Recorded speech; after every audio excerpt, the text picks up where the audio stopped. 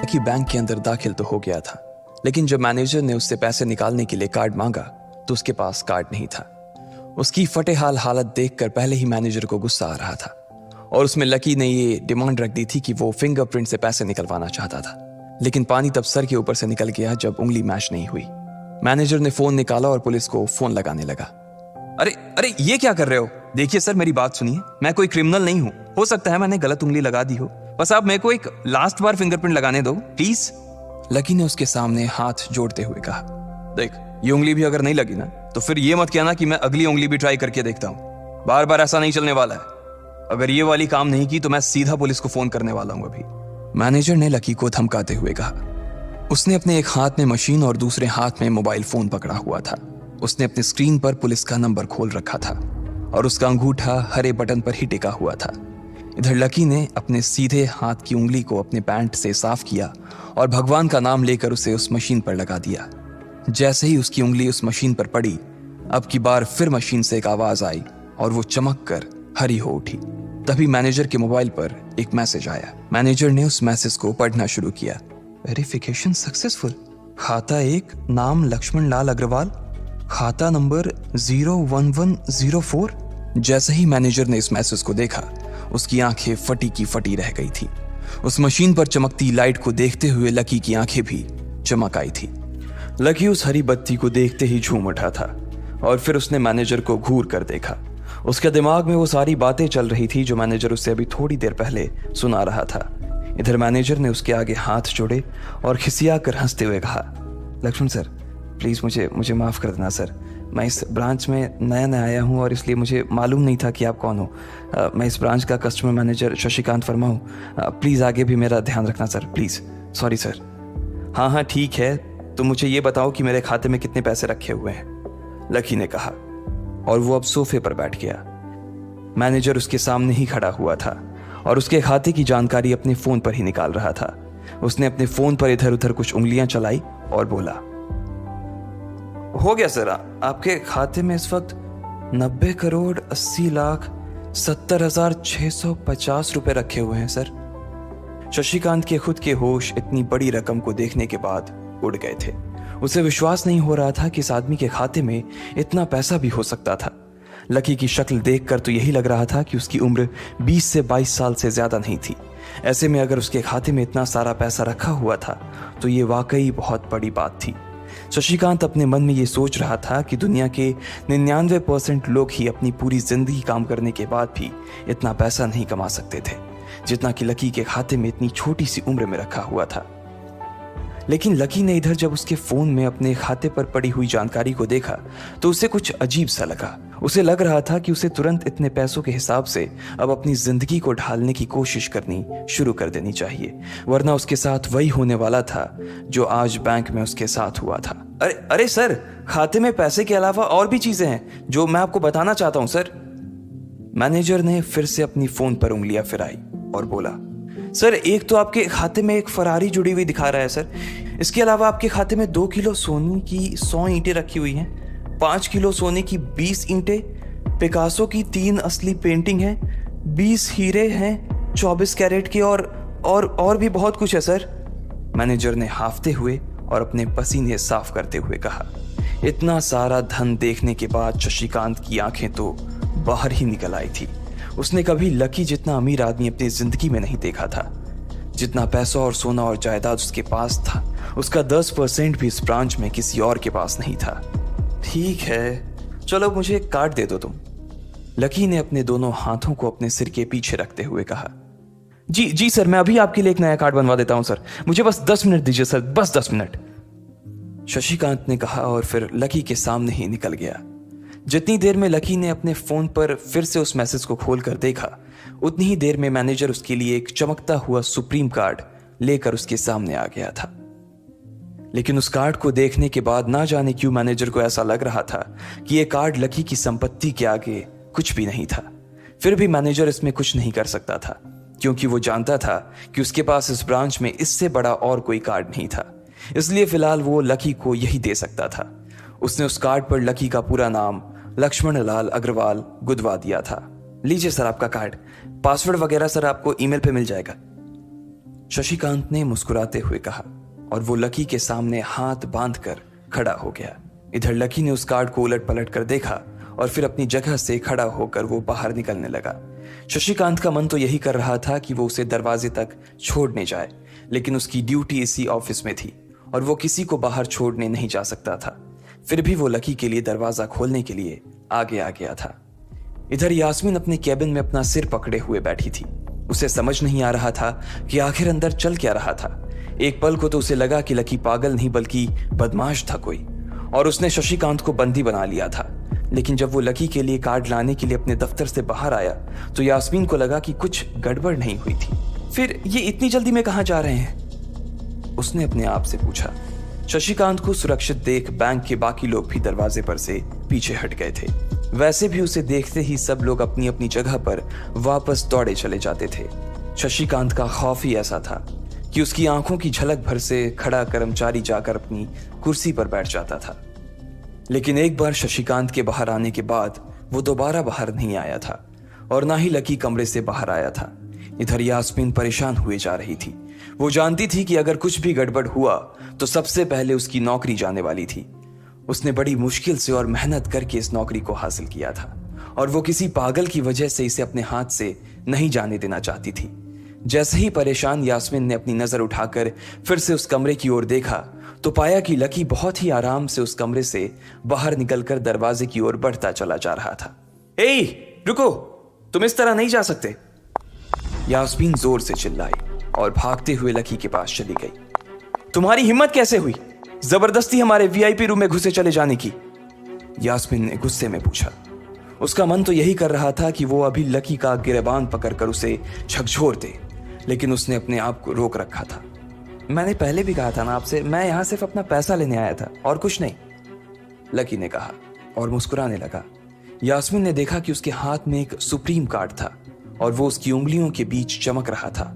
यास्मीन के दिमाग में आया कि लकी ने यह कार्ड कहीं अंदर से चुरा तो नहीं लिया, और इससे पहले कि वो यहां से चोरी करके भागता, यास्मीन जोर से चिल्लाई, सिक्योरिटी, सिक्योरिटी। उसकी आवाज को सुनते ही दो बंदूक वाले गार्ड भागे भागे यास्मीन के पास आ गए। ये चोरी करके भाग रहा है, पकड़ो इसे। लकी ने जब यास्मीन के मुंह से ये बात सुनी तो उसके कान खड़े हो गए। इससे पहले कि वो वहां से अपनी जान बचाकर भाग पाता, सिक्योरिटी वालों ने उसे धर दबोच लिया था और फिर उसकी जेब टटोलने लगे थे। इधर यास्मीन ने देखा कि उस सुप्रीम कार्ड पर उसने अपना नाम भी गुदवा लिया था। तुम्हारी इतनी हिम्मत कि तुमने शशिकांत सर को डरा कर अपना नाम भी लिखवा लिया इस पर।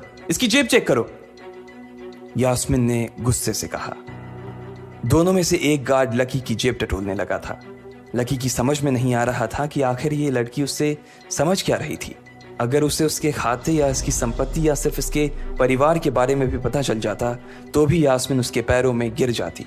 इससे पहले कि लकी अपनी सफाई में कुछ कह पाता, एक गार्ड बोला, मैडम, इसकी जेब में तो कुछ नहीं है, बल्कि फटी हुई जेब है इसकी। तभी उसकी बात सुनकर दूसरे सिपाही ने कहा, मैडम, हो सकता है ये इसी जेब में चाकू रख कर लाया हो और उसको निकालते वक्त उसी चाकू से इसकी जेब फट गई होगी। मुझे तो ऐसा ही लग रहा है। दूसरे सिपाही ने अपनी लड़खड़ाती जबान में बोला, अरे पागल हो क्या? ये सब आप लोग क्या बोल रहे हो? शशिका। इससे पहले कि लकी आके कुछ बोल पाता, एक गार्ड ने उसके दोनों हाथों को मरोड़ दिया था।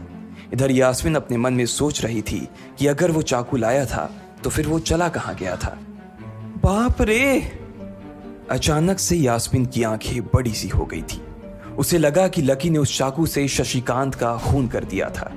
यास्मीन ने तुरंत अपना फोन निकाला और पुलिस को फोन मिलाते हुए कहा, हेलो पुलिस स्टेशन, मैं न्यू सिटी बैंक से बोल रही हूँ। हमारे बैंक में एक सनकी चोर घुस आया है और उसने हमारे कस्टमर मैनेजर का खून कर दिया है। आप प्लीज जल्दी आ जाइए सर। यास्मीन ने घबराते हुए कहा और फोन रख दिया। तब तक दोनों गार्ड ने लकी को नीचे घुटनों के बल बैठा दिया था और उसके सिर पर बंदूक तान दी थी। जैसे ही बाकी लोगों ने भी अपनी आंखों के सामने ये मंजर देखा तो वो सब लोग भी लकी के आसपास घेरा बनाकर खड़े हो गए। अंदर बैठे मैनेजर ने जब इस हलचल को देखा तो वो भी अपना सारा सिस्टम बंद करके बाहर आ गया। अरे क्या हो रहा है ये सब? उसने जोर से आवाज देते हुए पूछा। जैसे ही सब लोगों ने उसकी आवाज सुनी तो वो चौंक गए और शशिकांत वर्मा की ओर देखने लगे। देखने वालों में यास्मीन भी शामिल थी और उसने देखा कि उसका मैनेजर तो जिंदा है और सही सलामत उसकी आंखों के सामने खड़ा था। सर, आप जिंदा हैं? यास्मीन ने खुशी और आश्चर्य भरे भाव के साथ शशिकांत की ओर देखते हुए कहा, लेकिन अगले ही पल उसकी खुशी की जगह दुख ने ले ली थी। उसे एहसास हो रहा था कि आखिर उसने कितनी बड़ी गलती कर दी थी। यास्मीन ने अपनी ही जुबान काट ली थी और उसके जले पर नमक छिड़का शशिकांत ने। उसने कहा, मैं क्यों इतनी जल्दी मरने लगा, और तुमने ये सब क्या तमाशा लगा रखा है? उसने कहा और फिर उस भीड़ की ओर बढ़ने लगा। जैसे ही वो आगे आया उसने देखा कि उन लोगों ने लकी को गन पॉइंट पर बैठा रखा है। अरे किसने किया ये? शशिकांत तुरंत लकी की ओर दौड़ा और उसने उसके पास खड़े दोनों गार्ड्स को हटा दिया। फिर लकी को उठाने के लिए उसने अपना हाथ उसकी ओर बढ़ा दिया और बोला, sir I am really sorry sir, इस बेवकूफी के लिए मैं आपसे माफी मांगता हूं sir, I am really sorry sir. Shashikant उसके पैरों में ही गिरने को हो गया था। लकी उसका हाथ पकड़कर खड़ा हुआ और फिर यास्मीन की ओर घूरने लगा। आप पूछ रहे थे ना कि किसने किया? इसने किया है ये, और इसने सिर्फ इतना ही नहीं किया बल्कि इसने पुलिस को भी बुला लिया है। इसे लग रहा है कि मैं कोई क्रिमिनल हूं जिसने आपका खून कर दिया है और आपसे ये कार्ड चुरा कर भाग रहा हूं, ये कार्ड जो आपने मुझे दिया है। लकी ने यास्मीन की ओर उंगली दिखाते हुए गुस्से में कहा। अचानक ही सब लोग थोड़ा पीछे हटकर यास्मीन को देखने लगे थे। यास्मीन घबराई हुई सी फर्श पर तो कभी छत को देखे जा रही थी। यास्मीन, जो मैं सुन रहा हूं क्या वो सच है? शशिकांत ने यास्मीन को घूरते हुए गुस्से में पूछा। उसकी आंखों में छुपे गुस्से को यास्मीन बर्दाश्त नहीं कर पा रही थी, इसलिए उसकी ना तो लकी से और ना ही शशिकांत से नजर मिलाने की हिम्मत हो रही थी। फिर भी वो जानती थी कि उसका चुप रहना इस वक्त उसके लिए बहुत खतरनाक हो सकता था, इसलिए उसने कहा, सर ये सब मेरी गलती है सर, ये मेरी बहुत बड़ी मिसअंडरस्टैंडिंग है सर। मुझे लगा कि ये जबरदस्ती अंदर घुस आया है और इसने आपके ऊपर हमला करके आपसे जबरदस्ती ये कार्ड बनवा लिया है और फिर आपको मार दिया है सर। यास्मीन ने घबराते हुए कहा। उसकी डरी सहमी सी आंखों में अब आंसू ही आ गए थे। मैनेजर ने जब उसकी ये बात सुनी तो उसने अपना सिर पकड़ लिया। यास्मीन जैसी समझदार लड़की इतनी बड़ी भूल कैसे कर सकती थी? उसने लकी को पहचाना ही नहीं था। खैर, मैनेजर को लगा कि इसमें उसकी कोई गलती नहीं थी। जब वो खुद लकी को नहीं पहचान पाया था तो फिर यास्मीन कैसे पहचान पाती? इसलिए उसने सोचा कि सबके सामने उसे कुछ कहने से अच्छा था कि वो यास्मीन को एक कोने में ले जाकर लकी की सच्चाई बताए। शशिकांत ने उसका हाथ पकड़ा और उसे खींच कर अपने साथ खंबे के पास ले गया और बोला, तुम्हें मालूम है ये कौन है? अरे ये लक्ष्मण अग्रवाल है, लक्ष्मण अग्रवाल खानदान का वारिस। तुम्हें पता है ना कि अग्रवाल खानदान का खाता हमारे बैंक की जितनी भी शाखाएं हैं उसमें सबसे बड़ा खाता है। यास्मीन ने जैसे ही ये नाम सुना उसके पैरों के नीचे से जमीन खिसक गई थी। वो जानती थी कि अगर न्यू सिटी बैंक इतनी ऊंचाइयों पर पहुंचा था तो उसके पीछे अग्रवाल खानदान का सबसे बड़ा हाथ था। इस बात का जिक्र उससे तब भी किया गया था जब उसने नौकरी ज्वाइन की थी। तुम्हें पता है इस लड़के के नाम पे कितनी प्रॉपर्टी है? ये अपने दम पर ना इस पूरे एरिया को खरीद सकता है, शशिकांत ने यास्मीन से कहा। यास्मीन जैसे जैसे लकी को देखी जा रही थी वो बड़ी बड़ी आंखों से उसे घूरे जा रही थी। लकी कभी उन दोनों को देख रहा था तो कभी अपने आसपास खड़े लोगों को देख रहा था। अब सबसे पहले तो पुलिस को फोन करो और उनसे कहो कि हमसे गलती हो गई थी, और उसके बाद जाकर तुम उनसे भी माफी मांगो, और अगर उन्होंने तुम्हें माफ कर दिया तो तुम्हारी किस्मत, वरना समझ लेना कि तुम्हारी नौकरी चली गई, शशिकांत ने कहा और दौड़कर लकी के पास जाकर खड़ा हो गया। इधर यास्मीन अभी भी वहीं पर खड़ी थी। अभी अभी जो शशिकांत उसे बता कर गया था वो यास्मीन पचा नहीं पा रही थी। उसे लग रहा था कि इसमें उसकी कोई गलती नहीं थी, लेकिन कोई उसकी सुनने वाला नहीं था। बैंक उस छोटी सी मैनेजर के चक्कर में अपने सबसे बड़े कस्टमर को छोड़ने वाला तो नहीं था। अब मेरे पास और कोई रास्ता नहीं बचा है, यास्मीन ने निराश होते हुए अपने आप से कहा, और फिर अपनी जेब से फोन निकालकर पुलिस थाने में फोन लगाया। जैसे ही यास्मीन ने पुलिस वालों से ये कहा कि उससे गलती हो गई और जिसे वो बदमाश समझ रही थी असल में वो बदमाश नहीं बल्कि शहर के सबसे बड़े रईस का बेटा था, तो उधर से आवाज आई, मैडम सॉरी, लेकिन अब तो गाड़ी निकल गई है, वहां पहुंचती होगी, अब आपको जो भी कहना है इंस्पेक्टर साहब से कह देना। और उस पुलिस वाले ने फोन काट दिया।